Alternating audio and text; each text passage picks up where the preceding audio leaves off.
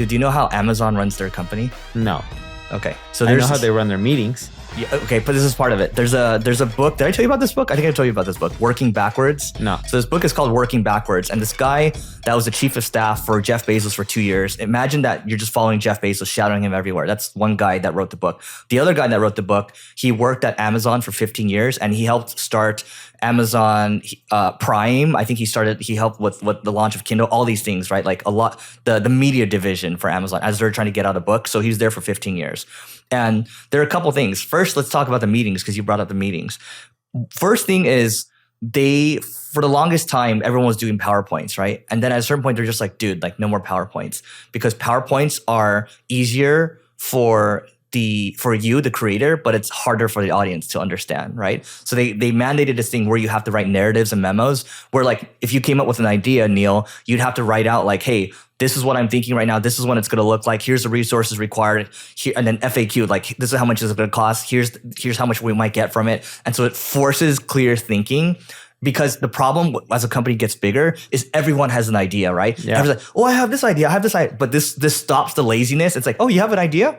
You're going to write a narrative, okay? And some of these narratives will take like a week, 2 weeks to write because they're like 6, 7 pages or so. And they're really refined, right? If they're not refined, then people just leave the meeting. And so that's a good place. That's a good starting point because we started doing that at our company and it's so much easier now. I'm just like, oh, okay. You really like, okay. Do a memo, right? And then I'm leading by example. I'm writing memos all the time. Is it a pain in the ass? Yes. But at the same time, it's really, it feels a lot clearer in terms of where we're going. So what's an example of a memo that you wrote recently? So there's a concept. So, I went to that retreat recently, right? Yeah. And one of the key takeaways was like, the entire group was like, dude, you guys are so good at top of the funnel marketing. You guys are order takers, but you don't fulfill the middle 60%.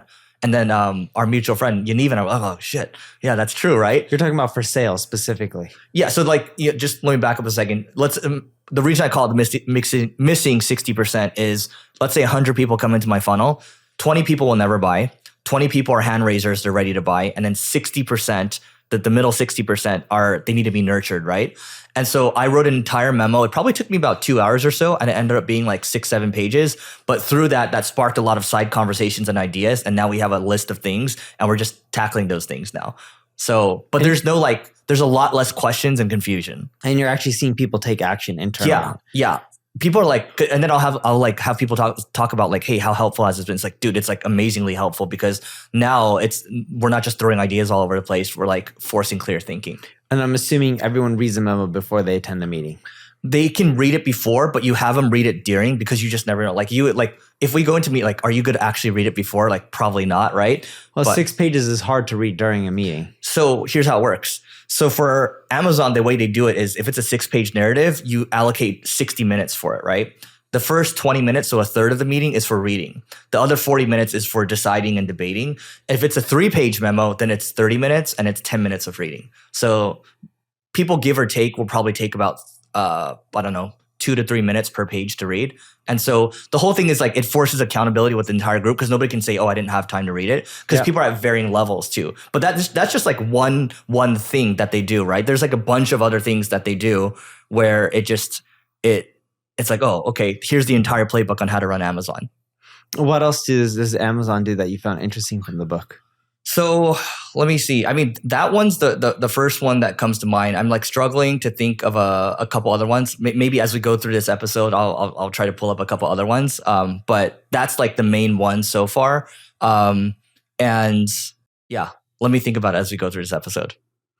Yeah, I know they have really good operators. If you look at their hiring history, because I used to live in Seattle. When I lived there were, and I haven't read the book, but one thing that they did that was really interesting is they didn't just look for people who came from good colleges.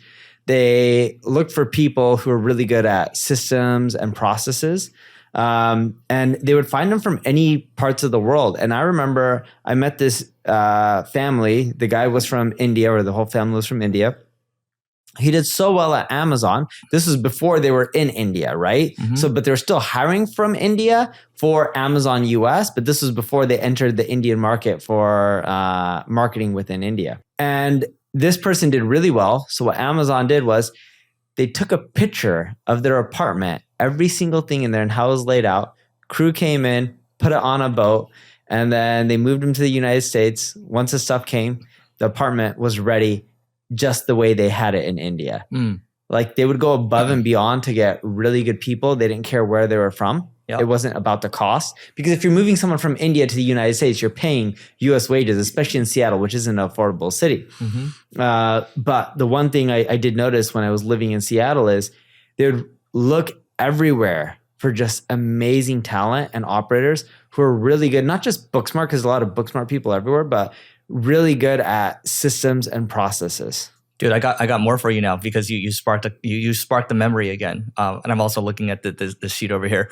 I think I talked to you about this, but in the book came out in 2022 maybe maybe 2020, so it's a pretty recent book.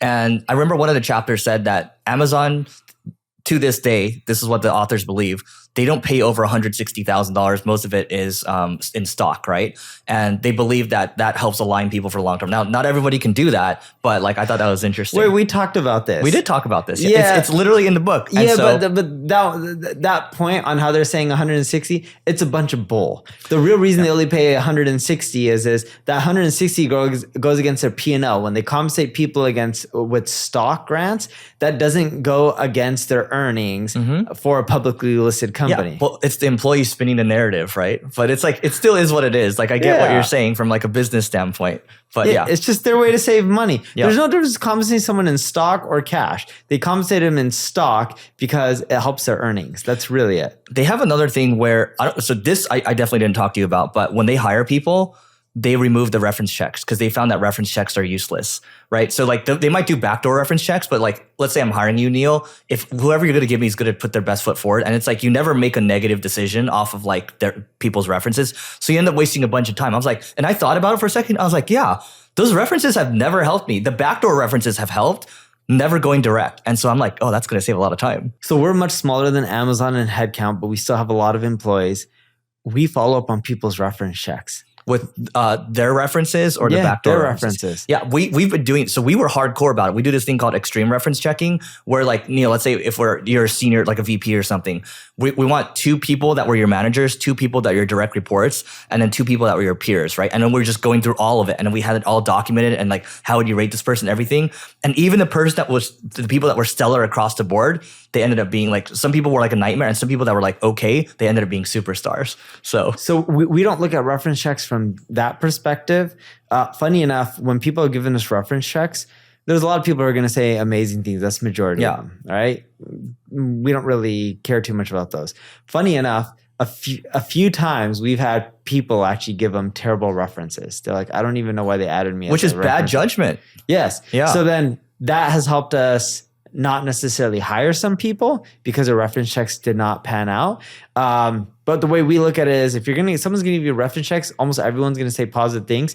You can pretty much ignore those. And the ones that are negative, if you get those, it is quite a bit telling and it saved you potentially making a bad decision. Let me give you 1 or 2 more. I will say when we did the backdoor reference check, so I might go to you and say, hey, Neil, we're also going to do backdoor reference checks too. Is there anybody you'd like us not to talk to? So not your current employer. Is there anybody else we shouldn't talk to? I remember we went to some backdoor reference checks. Oh my God. One person turned out to be like a sexual offender and it's like, we've never figured out, like we talked to them, they're like run in the other direction, right? But then the HR team really loved this person. I was like, sorry, we're just not going to do it. You just never know. By the way, Neil and I have an agency owners group called the Agency Owners Association. All you have to do, just go to marketingschool.io/agency. Once again, it's marketingschool.io/agency to learn more. And now back to the show. They have a program called the Bar Raiser program, right? So it's like Amazon wants to hire bar raisers. So like the idea is to continually hire people that are smarter than you. And so they have a bar raiser, like I can appoint you as a bar raiser in the company. If I think you're like top tier, and your job is you'll come into the interview process. You're not a hiring manager. You have this role doesn't affect you basically. You'll come and say like, do I think this person's a bar raiser or not? So you're going to oversee the process. Wait, is this for a new hire? Or? For a new hire. Okay. Yeah. So imagine a new hire, like you're kind of overseeing, you're checking in to make sure that like the hiring people, managers are following the process. Also, they have a hiring manager just to make sure they don't repeat the people that are involved with the hiring process they're assigned to a certain value, right? And they have like 14 values actually, right? And so you go through the entire list, but it's like That's to make sure people don't repeat the same thing. And they're asking them historical experience related questions as it relates to each value. And then they make a decision at the end, right? So it's very thorough. And I'm like, I've heard of the bar raiser thing in the past. I was like, okay, yeah, just hire people smarter than you. But like the way they do it, it's all outlined in this book. And that's why I recommend everyone buy the book. No affiliate commission needed. Yeah. Look, Amazon's run an amazing company. If you read the book, I haven't read it. What works I have for an extra them copy. I'll bring one for you. But what works for them won't really necessarily work for you. No, right? you just take what you like and it's like most things. Yeah. Because Amazon got in early on the internet. They were smart, amazing execution. They did really well on the cloud side with AWS. But funny enough, Microsoft Cloud is growing way faster than Amazon Cloud, right? How much faster? I don't have the exact stats, but CNBC. Azure versus AWS. Azure versus AWS growth. Let's see if I can count. All right.